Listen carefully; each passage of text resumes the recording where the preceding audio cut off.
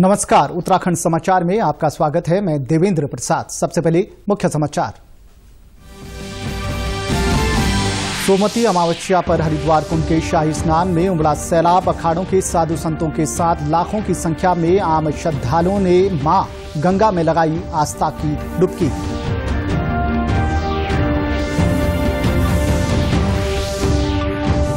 हरिद्वार कुंभ मेले में skill India pavilion को मुख्यमंत्री ने किया डिजिटली लॉन्च। कहा, कौशल विकास कार्यक्रम को आत्मनिर्भर भारत और वोकल फॉर लोकल से जोड़ने की जरूरत।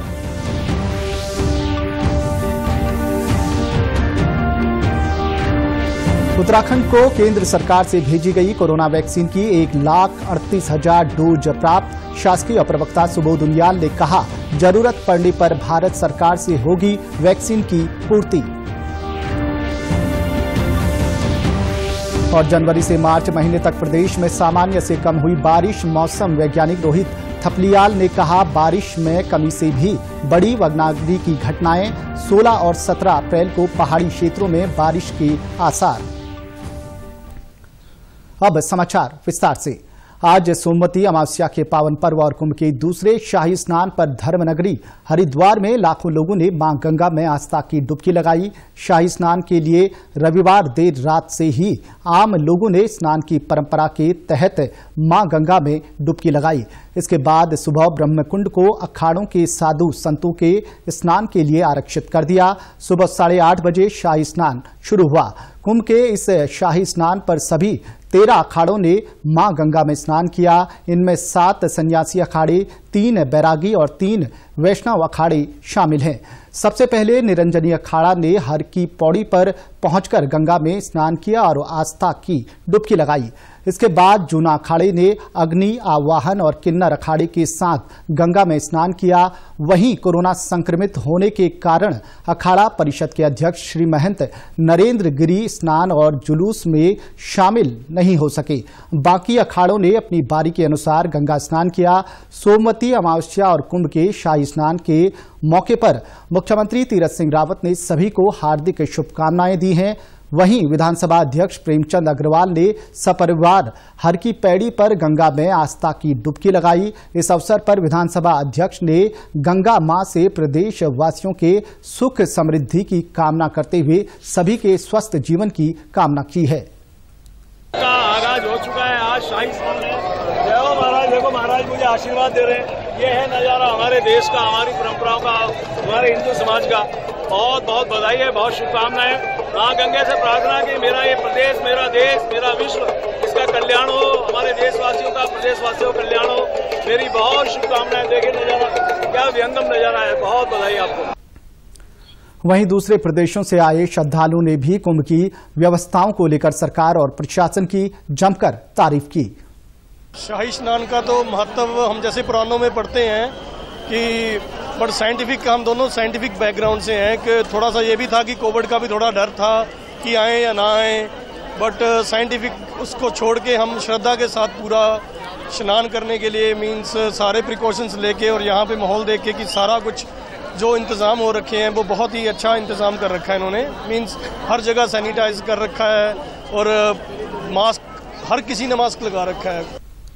कुंभ मेले के दूसरे शाही स्नान सोमवती अमावस्या स्नान को लेकर मेला और पुलिस प्रशासन भी पूरी तरह मुस्तैद दिखा। इस बीच कोरोना की नेगेटिव रिपोर्ट साथ लेकर नहीं आने वाले बड़ी संख्या में श्रद्धालु हरिद्वार की सीमा से लौट गए।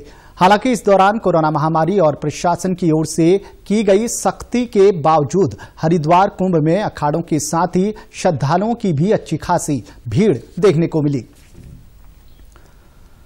मुख्यमंत्री तीरथ सिंह रावत, केंद्रीय शिक्षा मंत्री डॉक्टर रमेश पोखरियाल निशंक और कौशल विकास व उद्यमशीलता मंत्री डॉक्टर महेंद्र नाथ पांडे ने हरिद्वार कुंभ मेले में स्किल इंडिया पवेलियन कौशल मेला का वर्चुअल उद्घाटन किया। इस अवसर पर मुख्यमंत्री ने स्किल इंडिया मेले में प्रतिभाग कर रहे युवाओं से बातचीत कर उन्हें कौशल विकास के लिए प्रेरित करने और आत्मनिर्भर भारत की दिशा में आगे बढ़ने की अपील की।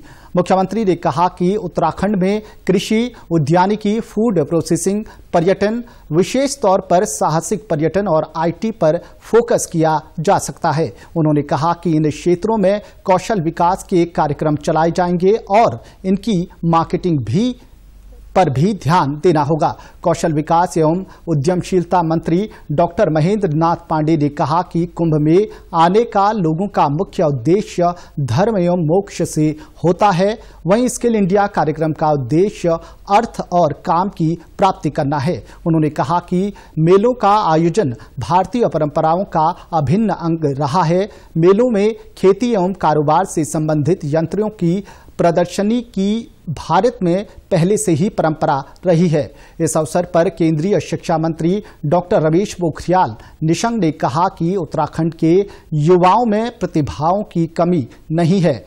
कौशल विकास से उनकी प्रतिभाएं उजागर होंगी। उत्तराखंड को केंद्र सरकार से भेजी गई कोरोना वैक्सीन की 1,38,000 डोज प्राप्त हो गई हैं। इन्हें संबंधित जिलों को भेज दिया गया है। इसके साथ ही प्रदेश को अभी तक 14,62,000 डोज मिल चुकी हैं। केंद्र से नई डोज मिलने के बाद वैक्सीनेशन अभियान में तेजी आने की संभावनाएं जगने लगी है। इस संबंध में शासकीय प्रवक्ता सुबोध उनियाल ने जानकारी देते हुए कहा कि वैक्सीन की उपलब्धता को लेकर लगातार केंद्र सरकार से संपर्क किया जा रहा है। उन्होंने कहा कि फिलहाल प्रदेश को 1,38,000 डोज प्राप्त हुई हैं और जरूरत पड़ने पर भारत सरकार वैक्सीन की पूर्ति करती रहेगी। वैक्सीन की उपलब्धता के बाद लगातार भारत सरकार को लिखा जा रहा है और भारत सरकार इसका लगातार व्यवस्था कर रही है। अभी 1,38,000 की खेप आई है और मैं समझता हूँ जब भी कम पड़ेगी तो भारत सरकार से हमें प्राप्त होंगे। आपको बता दें कि प्रदेश में अभी तक पंजीकृत 86% स्वास्थ्य कर्मियों को प्रथम टीका और 75% को दूसरा टीका लगाया जा चुका है। वहीं अग्रिम पंक्ति के कार्मिकों का टीकाकरण 13 फरवरी से शुरू किया गया था। अभी तक पंजीकृत 83% अग्रिम पंक्ति के कार्मिकों को प्रथम टीका और 73% को दूसरा टीका लगाया जा चुका है। चंपावत जिले में वनाग्नि की घटनाओं की रोकथाम के लिए एनडीआरएफ की तैनाती की गई है। 21 सदस्यीय ये दल जिला मुख्यालय के पुलिस लाइन में तैनात है, जो विभिन्न वन रेंजों में आग की घटनाओं पर काबू पाने के लिए कार्य करेगा। जिले के अपर प्रभागीय वनाधिकारी मनोहर सेमिया ने बताया कि क्षेत्र में अभी तक 67 आग की घटनाएं सामने आई हैं, जिसके कारण लगभग 53 हेक्टेयर वन भूमि प्रभावित हो चुकी है। उन्होंने जानकारी दी कि आधुनिक उपकरणों से लैस एनडीआरएफ की टीम सार्वजनिक स्थानों, आबादी वाले क्षेत्रों, स्कूल, कॉलेजों जैसे संवेदनशील स्थलों पर काम करेगी। इस कार्य में एनडीआरएफ के साथ अग्नि शमन कर्मचारियों और फायर वॉचर की सेवाएं भी ली जा रही हैं। सबसे ऐसी घटनाएं घटी हैं अग्नि की, और जिसमें 53 हेक्टेयर के करीब हमारे सारे रिजर्व फॉरेस्ट और सिविल फॉरेस्ट वन पंचा लगा के 53 हेक्टेयर एरिया जो है प्रभावित हुआ है।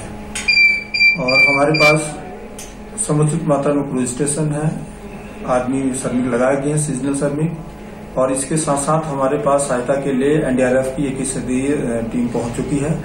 और उनसे भी हम विशेषकर उन क्षेत्रों में सार्वजनिक संपत्ति, स्कूल या गांव ऐसे जहां की फॉरेस्ट फायर से घिरने की आशंका है, उन जगहों को उनकी सहायता हम ले रहे हैं। वहीं वन विभाग के अनुसार पिछले अक्टूबर से अब तक प्रदेश में 2,594 हेक्टेयर से अधिक का क्षेत्र वनाग्नि से प्रभावित हुआ है। इसी अवधि में प्रदेश में आग लगने की 1,859 घटनाएं हो चुकी हैं। अब तक राज्य में 65,31,011 रुपये की आर्थिक क्षति हुई है। वनाग्नि से संबंधित सूचनाओं के लिए वन विभाग ने हेल्पलाइन नंबर 1070 जारी किया है। जानकारों की माने तो उत्तराखंड के जंगलों में लगी भीषण आग के पीछे एक प्रमुख वजह पिछले कुछ महीनों से प्रदेश में बारिश न के बराबर होना भी माना जा रहा है। मौसम वैज्ञानिक रोहित थपलियाल ने जानकारी दी कि इस साल जनवरी से मार्च महीने तक प्रदेश में सामान्य से कम बारिश हुई है, जिससे जंगलों में आग लगने की घटनाएं तेजी से बढ़ रही हैं। देखेंगे जो जनवरी से लेकर के फरवरी मार्च में खास करके कम वर्षा हुई है, सामान्य से कम हुई है, और मार्च में जो है डिपार्चर जो है -80% के आसपास रहा है। फरवरी में भी जो है डिपार्चर -70% जो सामान्य से -70% के आसपास कम हुई वर्षा हुई थी। तो इस साल जो है वर्षा तो कम रही है खैर उत्तराखंड में। वहीं उन्होंने कहा कि आगामी 16 और 17 अप्रैल को पहाड़ी क्षेत्रों में बारिश होने की संभावना है। अगर बारिश होती है तो जंगलों में लग रही आग को रोकने में काफी मदद मिलेगी। देखिए अभी तो जो एक्टिविटी अंदर के जो डिस्ट्रिक्ट्स में उनमें तो काफी चलती रहती है, हायर रीचेज में रहती है, लेकिन जो 16-17 तारीख में देखिए अभी थोड़ा पीरियड है उसको हम मॉनिटर कर रहे हैं, तो उसमें अगर रेनफॉल अच्छी मिल जाती है तो उससे असर पड़ना चाहिए जंगलों की आग में। केंद्रीय विद्यालयों में नए सत्र 2021-22 के लिए पंजीकरण शुरू हो चुके हैं। पहली कक्षा में दाखिले के लिए केवल ऑनलाइन माध्यम से ही पंजीकरण कराया जा सकेगा। वहीं दूसरी से ऊपर की कक्षाओं के लिए ऑनलाइन और ऑफलाइन दोनों माध्यम से पंजीकरण करवाया जा सकेगा। प्रदेश भर के 47 केवी में करीब 3200 सीटें हैं। केवी दून संभाग की उपायुक्त मीनाक्षी जैन ने इस संबंध में जानकारी देते हुए कहा कि कक्षा 1 के लिए पंजीकरण 19 अप्रैल तक कराया जा सकेगा। उन्होंने बताया कि इस बार राजधानी देहरादून के 11 केंद्रीय विद्यालयों में 1160 सीटों पर दाखिले का मौका मिलेगा। छात्र और अभिभावकों को कम से कम स्कूल आना पड़े और कोरोना के मानकों का पूरा ध्यान रखा जाए, इसके निर्देश भी स्कूलों को दे दिए गए हैं। साथ ही हर स्कूल ने अपना एक हेल्प डेस्क भी तैयार किया है। हेल्पलाइन नंबर स्कूल की वेबसाइट से लिया जा सकता है। कक्षा 1 में बच्चों को दाखिला दिलाने के लिए आयु के प्रमाण पत्र के लिए बर्थ सर्टिफिकेट, पते का प्रमाण केंद्रीय राज्य विभाग में कार्यरत हैं तो उसका भी प्रमाण देना होगा। जो हमारी प्रवेश प्रक्रिया सत्र 2021-22 की है वो 1 अप्रैल से शुरू हो चुकी है। 1 अप्रैल से 19 अप्रैल तक क्लास 1 के लिए ऑनलाइन एडमिशन प्रोसेस शुरू हो चुका है, जो कि एक वेबसाइट पे लिंक दिया गया है उसके थ्रू और एप्स के थ्रू किया जा रहा है। सारे अभिभावक जिनके बच्चे क्लास 1 के लिए एलिजिबल हैं वो इसमें अप्लाई कर सकते हैं और 19 तारीख को ये प्रोसेस खत्म होगा क्लास 1 के ऑनलाइन रजिस्ट्रेशंस के लिए।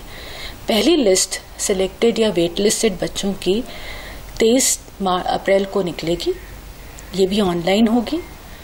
दूसरी लिस्ट 30 अप्रैल को निकलेगी अगर कोई स्कूलों में सीट्स बचती हैं तो, और अगर फिर भी सीट्स बचती हैं तो तीसरी लिस्ट 5 मई को निकलती है।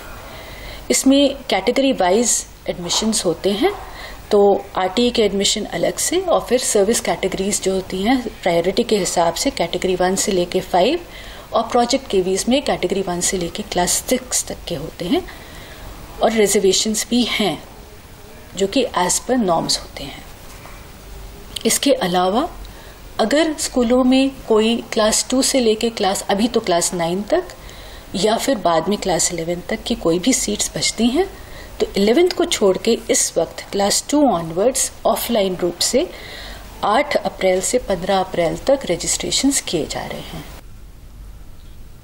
कॉर्बेट पार्क प्रशासन इन दिनों जंगल के अंदर ही जानवरों को पानी उपलब्ध कराने के लिए वाटर होल बनाने का कार्य कर रहा है ताकि गर्मी बढ़ने पर जानवरों को पानी के लिए भटकना ना पड़े। कॉर्बेट उप निदेशक कल्याणी जी ने जानकारी दी कि वाटर होल कच्चे और पक्के 2 तरह से बनाए जा रहे हैं। कच्चे वाटर होल प्राकृतिक रूप से रिचार्ज होते हैं और पक्के वाटर होल को टैंकरों की मदद से भरा जा रहा है। उन्होंने बताया कि वाटर होल की मदद से जहां एक ओर जानवरों की प्यास बुझ रही है तो वहीं दूसरी ओर इस प्रयास से जंगलों में लगने वाली आग को रोकने में भी मदद मिलेगी। रिजर्व में जो गर्मियों में जानवरों के पानी की व्यवस्था के लिए जगह जगह में कच्चे और पक्के वाटर होल बने गए हैं और उन वाटर होल्स को कई जगह में पाइपलाइन से जोड़ा गया है और जहां पे पाइपलाइन नहीं पहुंचती है वहां पे टैंकर द्वारा समय समय पर पानी भरा जाता है। अग्नि से सुरक्षा हेतु हमारे पास टैंकर है, उन्हीं टैंकरों द्वारा वाटर होल्स को भी भरा जाता है और आग बुझाने के काम में भी प्रयोग किया जाता है। हल्द्वानी की मंडी चौकी पुलिस ने वन्यजीव तस्करी के मामले में बड़ी कार्यवाही की है।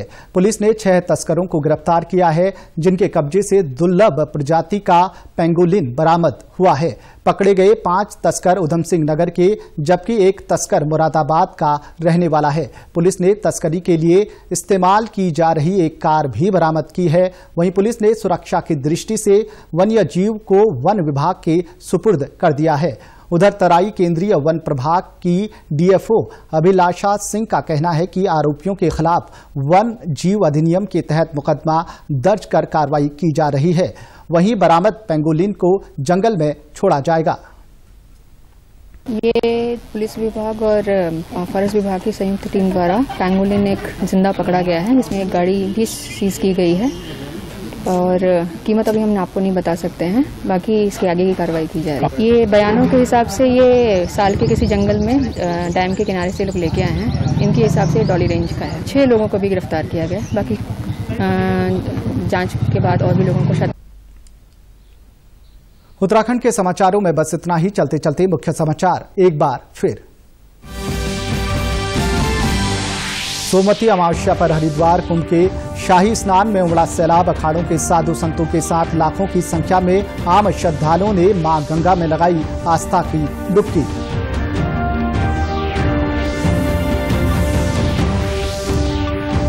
हरिद्वार कुंभ मेले में स्किल इंडिया पवेलियन को मुख्यमंत्री ने किया डिजिटली लॉन्च। कहा, कौशल विकास कार्यक्रम को आत्मनिर्भर भारत और वोकल फॉर लोकल से जोड़ने की जरूरत।